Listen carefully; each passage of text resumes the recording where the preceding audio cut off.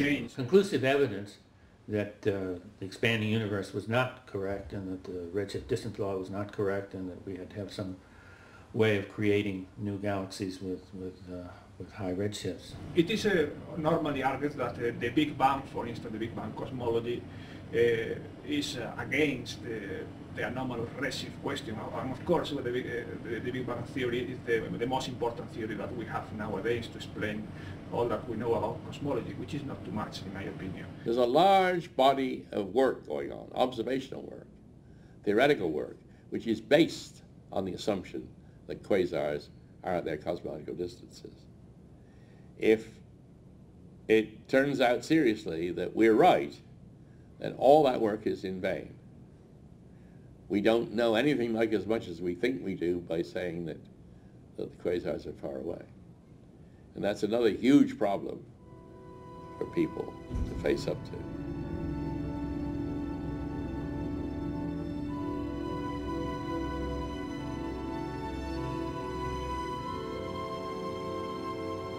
One of the frightening things, I think, for conventional astronomers is to accept the fact, or to realize that these intrinsic redshifts for the quasars and peculiar galaxies and so on, active galaxies, means that a lot of the things which we thought were out at great distance in the universe are very much closer in.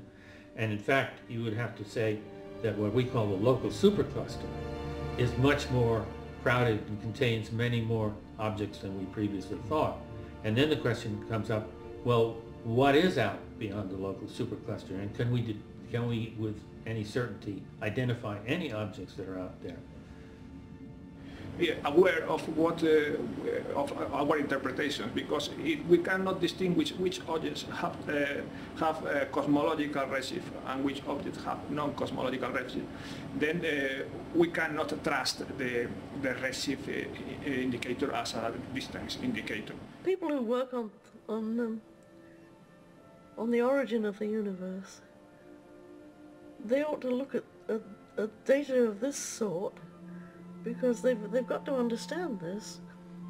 And I've heard good friend astronomers say, well, there's more out there in the universe than we understand.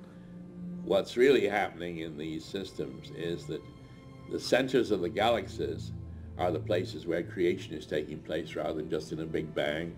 And so you're looking at all these mini bangs where matter and energy are actually literally being created. And this is an old idea which is not ours. Originally it was due to the very famous Armenian astronomer Victor Ambartsumian, who only died a few years ago, who also argued that galaxies which appear to be coming apart and objects that are coming out of them are coming out of them. Very simple idea, but Ambartsumian, who was a very well-known theorist, always said you must look at the observations, and maybe if things are coming apart, appear to be coming apart, maybe they are coming apart. Conventional astronomers don't allow things to come apart. They always say there's enough dark matter in the system to hold it together. I've come to the conclusion that what it is that will unseat an established prejudice, a strongly established prejudice, is one observation. One single observation, usually a very simple one. The conclusion was very, very strong just from looking at this picture, that these objects had been ejected from the central galaxy, and that they were initially at high redshift, and the redshift decayed as time went on. And therefore we were looking at a physics that was operating in the universe in which matter was born with low mass and with very high redshift, and as it matured and evolved into our present form, that we were seeing the birth and evolution of galaxies in the universe.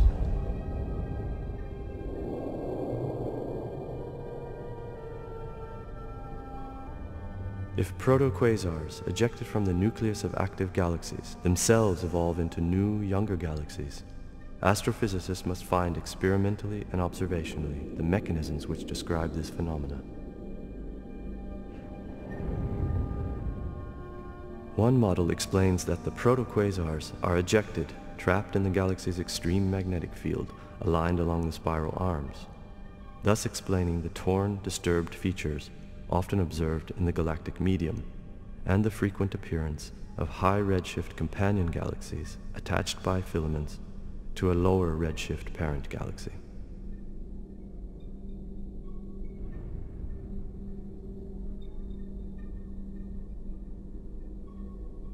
The other and most frequently observed alignment is when quasars appear to have been directly ejected out of the galaxy's active nucleus along its line of least resistance, creating a field of systematically high to low redshift quasars, or younger to older evolved protogalaxies.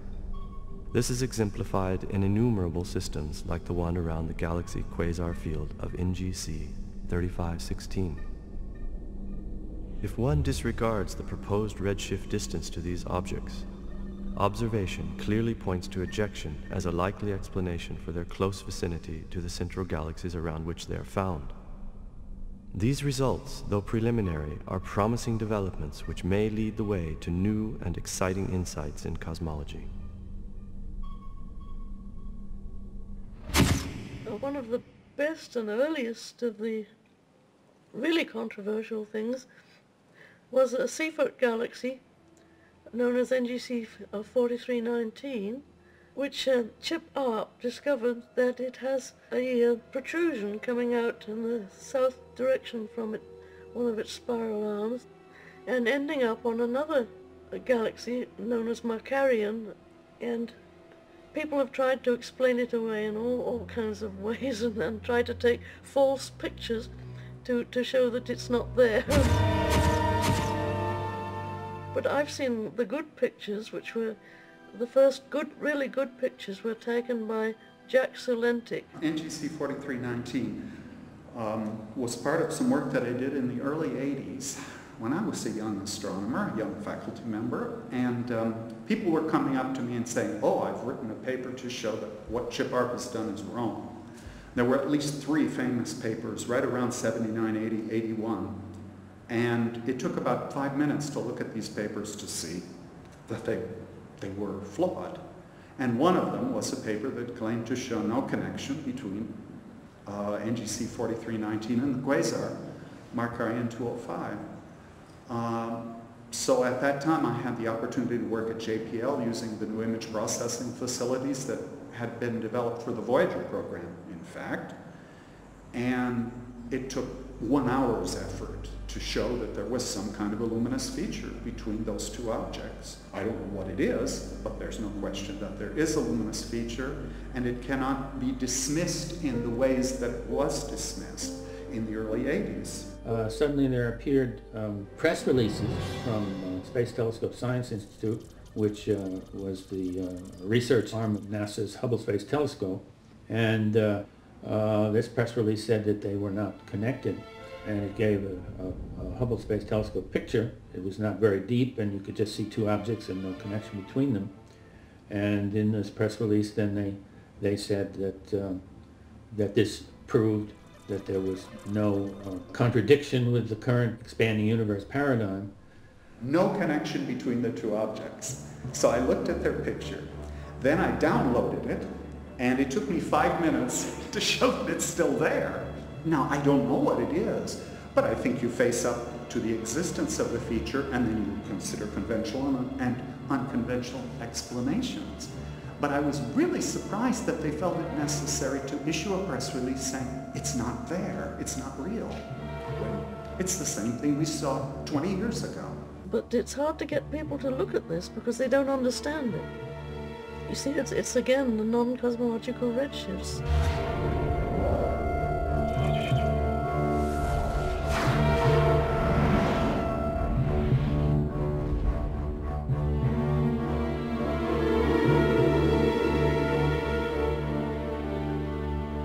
We realized that the people who had been processing the pictures and released it must have known that the bridge was there, and yet they chose to try to convince the public that in fact it wasn't there and that everything was right with the current expanding universe paradigm.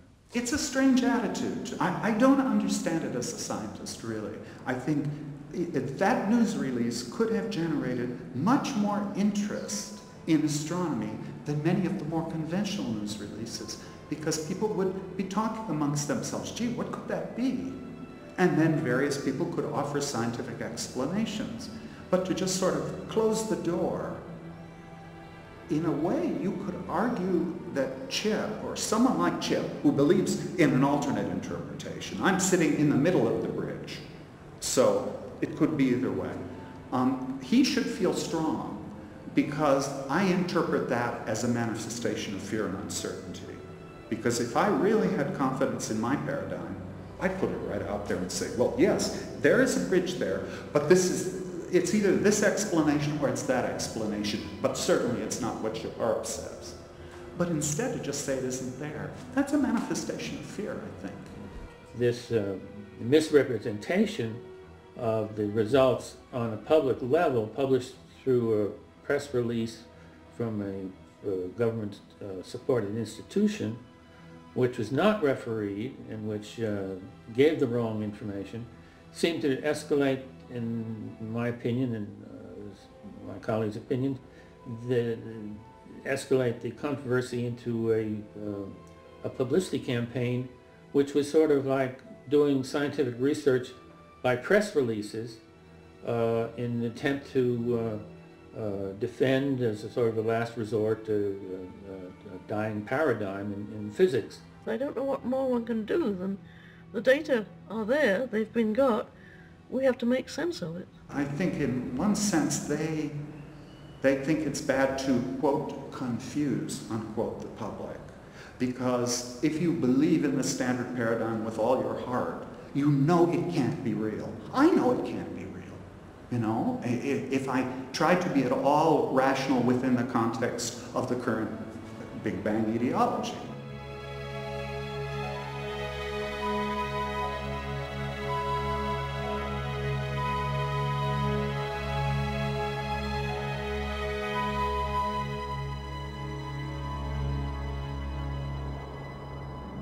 So if you have a cosmological theory that actually starts somewhere.